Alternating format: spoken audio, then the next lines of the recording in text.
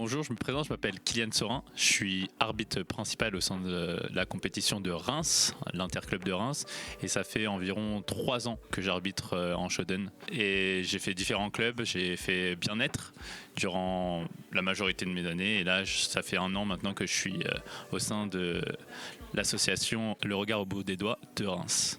Penses-tu que le showdown devrait être plus médiatisé?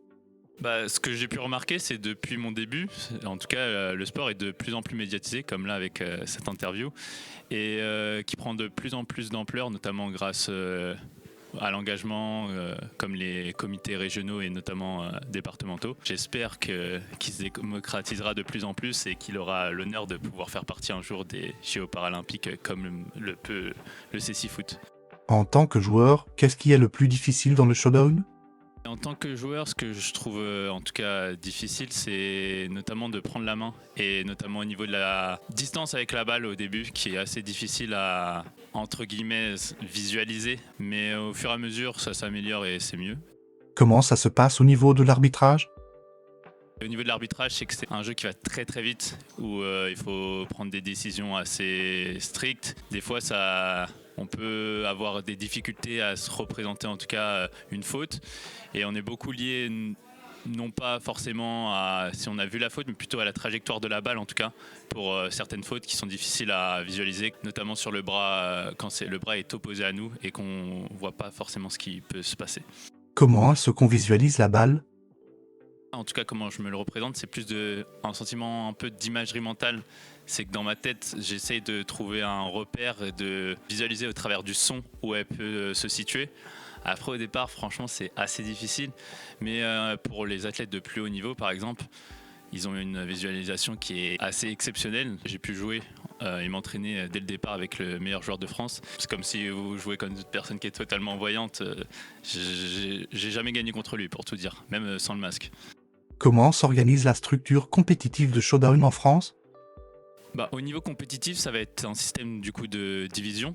Donc on va aller d'une D4, D5 et remonter jusqu'à la D1, où ça va être souvent les 3 premiers en général qui vont monter et les 3 derniers qui vont descendre. Après, le showdown il est réparti partout en France, même si la répartition est globalement autour de Paris encore, mais franchement ça se développe plutôt bien. Là il y a des clubs comme Toulon, Marseille qui commencent à ouvrir, il y a de petits clubs aussi au niveau du centre de la France, donc c'est un sport qui se développe plutôt très bien depuis ces dernières années. Quel est le matériel prérequis pour jouer au showdown? En termes d'équipement, ce qui est prérequis au Shodan, c'est déjà d'avoir une table. Et ça coûte assez cher et c'est souvent le club organisateur ou des fois même la commission qui a ses propres tables qui ramène les tables pour le tournoi. Il faut visualiser que les tables, ça peut monter de 2000 à 3000 euros. Après, c'est la moyenne que moi j'ai en tête, mais je pense que des fois ça peut même aller plus haut selon la qualité du bois. Après, au niveau du matériel personnel, on a tout ce qui est la balle.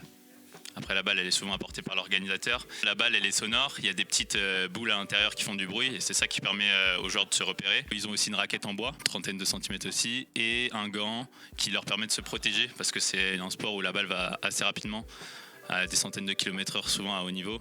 Et je peux vous dire, pour en avoir fait les frais, que ça fait mal quand je le prends dans la main, même avec le gant des fois. Et un masque, bien sûr, obligatoire, dû à la déficience visuelle qui n'est pas la même pour tout le monde. Et du coup, pour une égalité, tout le monde doit porter le masque, même les déficients totales, enfin les personnes aveugles du coup. Qu'est-ce qu'apporte le showdown? Déjà, c'est une discipline sportive comme une autre, donc elle permet à toute personne de pouvoir pratiquer un sport. Elle est, je pense, beaucoup plus accessible parce qu'il n'y a pas un système non plus. C'est un effort physique intense quand même, hein, mais il n'y a pas un système de course où il faut se visualiser dans l'espace, par exemple comme le CC Foot où c'est assez dur parce qu'il y a plusieurs paramètres en tout cas au niveau du mouvement. Ça ressemble beaucoup au tennis de table et au air hockey qu'on peut des fois pratiquer quand on va dans des salles de jeu ou en fête foraine. Le but, principe simple, c'est de faire glisser la balle sous le plateau technique qui est le plexi au centre. Autre chose? J'espère qu'il continuera en tout cas à se développer et qu'il pourra faire partie un jour des Jeux paralympiques.